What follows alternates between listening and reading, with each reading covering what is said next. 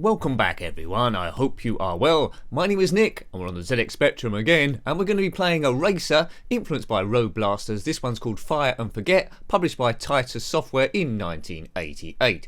Now it's a game we've already reviewed on the Commodore Amiga, and on the Commodore Amiga it was utterly hopeless. Now why was it hopeless? Because, well, the game was largely unplayable, so we'll see how it fares in 8-bit land. The game also came out on the Amstrad CPC and the Commodore 64, so if you played those, let me know what the experience is on that. So we control this car here, going along shooting stuff. We must pick up fuel on the road. You see our fuel gauge going down at the bottom. Every time we crash or get shot, we will lose quite a bit of fuel. And we need to get to the end of each stage. So there I've got blown up. Listen to the sound when we run over the fuel thing. Now that is a cool sound.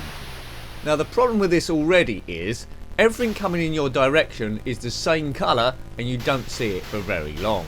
So it's very hard to see what is a fuel gauge and what is a road mine. Right, end of war, I've done it, good. So you see the wars there, we've done one, now we get on to number 2. Now I'm hoping that the scenery changes at some point with some sort of change of colour. But I'm not impressed so far. It's a good block graphic in the car there. No road markings. There's a little bit of undulation. Frame rate is, well, acceptable without being sensational. Remember, it is only 48k here. The horizon moving across is okay also. That's up there with all the other ones. That's quite good. But playability is lacking. It's very monochrome, but you'd expect that really on the ZX Spectrum. It's doing quite a lot.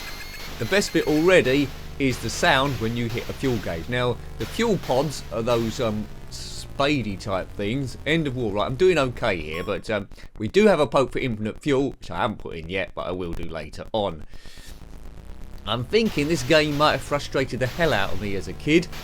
If you're aware of Roadblasters from the arcade, you'll know this is based loosely on that. It's more playable than the Amiga version, but that's not saying much. But it still isn't, in my opinion, that good. Why? Because it's it's unplayable again.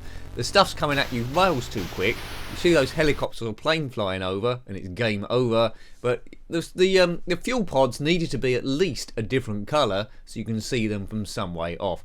Oh, what should we put in here? We'll put in the N's, because that's N for Nick. I think with games like this, you need at least a little bit of chance, otherwise the end result is just random, and I think all your play would have been random. Now, if you completed this game, let me know, but I will just keep playing. Can I get off a different level? See if we can get off a different level. I won't put in the poke in yet, see if I can get to level 2. I think this might be, though, just the difficulty level. I think there might be 3 difficulty levels. On the Amiga version, on the sequel, you went round a map. I think the sequel was supposed to be released on this, the Death Convoy it was called, Fire and Forget 2, but I don't think they ever completed it, possibly because maybe sales were so poor, and yeah, the game was hideous. Right, I am just driving around, but I will consistently blow up, because, you know, what chance have I had of avoiding that? 0, and all my fuel is gone. Right, okay. The higher the level, the quicker the fuel depletes. So we will put a poke in just to show you a few levels in the hope that it will change. The sound is quite good. The engine sounds quite good. The firing sound is quite good. You are the number 2. Well, that's pretty much what I can say about this game. It is a number 2. Titus, 1988. If you had this back in the day and loved it, then let me know. Or even if you did have it, what were your experiences of the game? Right, so we'll see how far we get. We've got the poke on now. That's the best bit of the game, that sound, as I say. And that's not saying much. I haven't heard that before. How are they doing that? Anyway, avoid landmines, avoid it. These are enemy cars coming at you. You probably hadn't noticed. Yeah, Fire and Forget 2 on the Commodore Amiga, at least it had sort of like end of level bosses there every now and again. This is like Dullzil.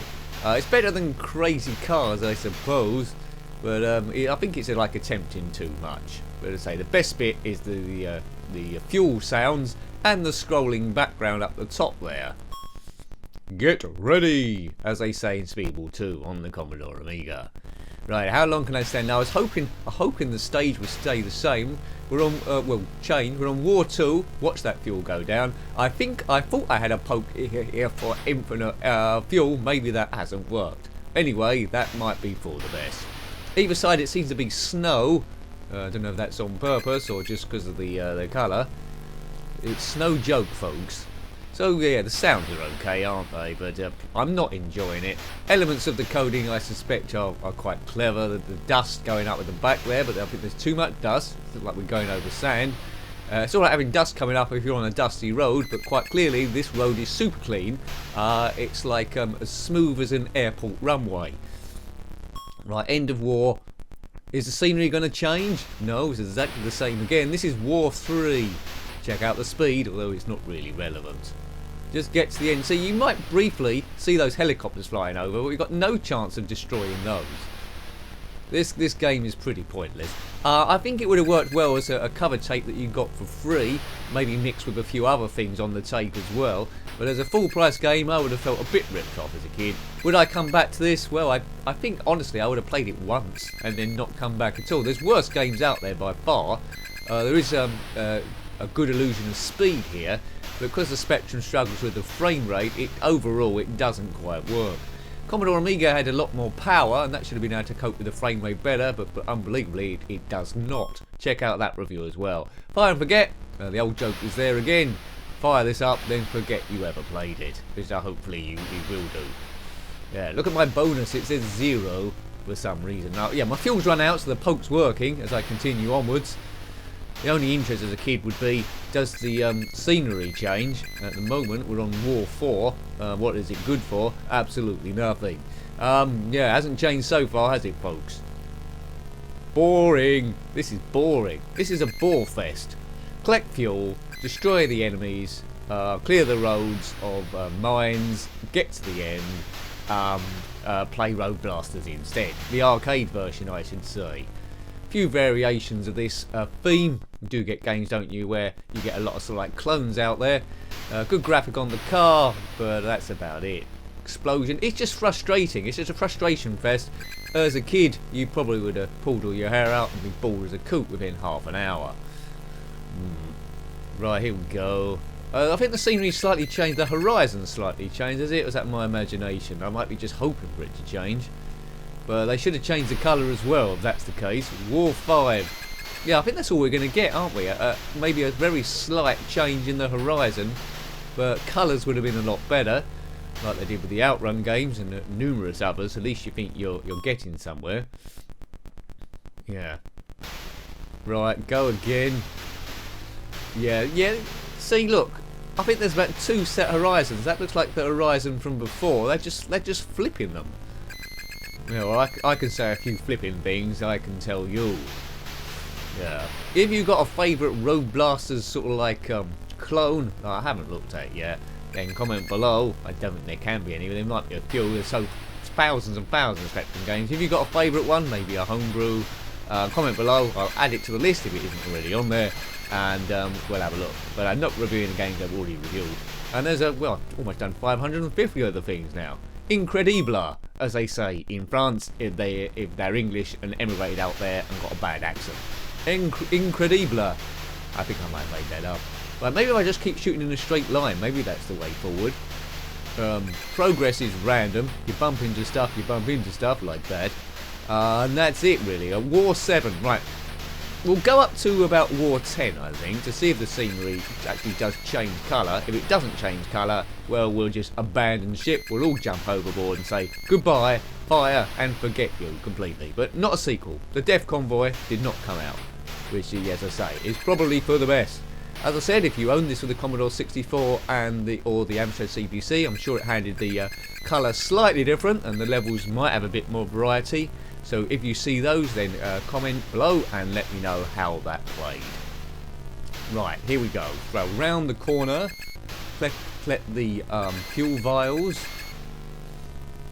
Right, just 2 seconds and we'll get there. Here we go. Round the bend. Here we go. Oops, kaboom! A bit like an untuned television set, isn't it, Dad? Fuel's getting into the red in a moment, but it doesn't matter because we got to the end. War 7. Get ready. Right, War 8, right. Full power, full blast. Anyone still watching this video? Or have you got your bored? You might have gone to another video. Then in that case, I might be talking to myself.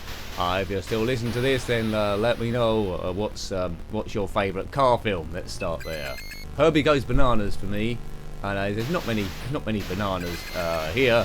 If there were, it might be a little bit more interesting, but it's no variety of the gameplay really. Just get to the end, collect fuel, shoot at random, and I'm going to stay to the side here to see if I can get to the end, because I just want to get to War 10, and hopefully we might actually progress somewhere.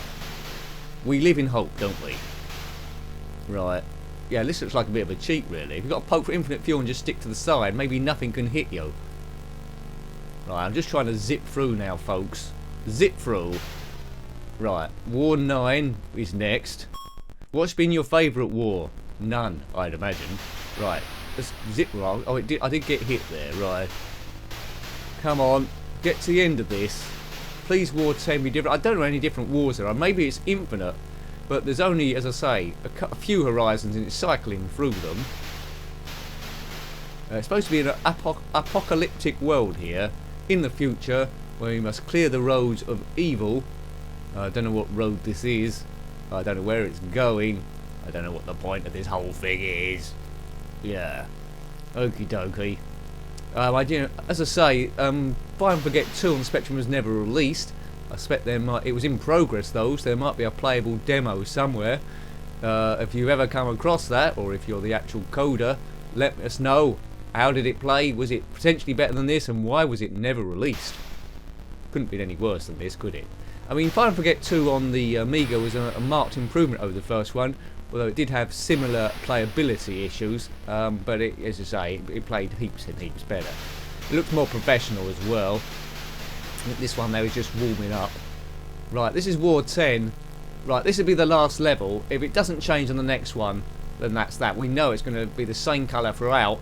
So there's no real incentive as a kid to keep playing it, because it's always going to be roughly the same. Level 1 is the same as level 10, it seems, with no difficulty increase whatsoever. Poor. What? I mean, you want some reward from games, don't you? You want some reason to keep playing it. What's the reason to keep playing this if it's exactly the same all the way through? Someone that's on level 25 will have exactly the same experience as someone on level 1. Right, bonus 200. Right, okay. So if this level isn't different, we'll say goodbye. It's exactly the same. We'll get out of here. We've seen more than enough of this, of what is quite a poor game. Some good elements, but playability is king, and there's no playability here at all. So I hope you liked having a look at that. That was Fire and Forget on the ZX Spectrum, published by Titus Software in 1988. Got any comments about this game, similar games, or anything retro, then please put that below. You're always more than welcome. Until next time, take great care of yourself, and a very fond goodbye. Goodbye.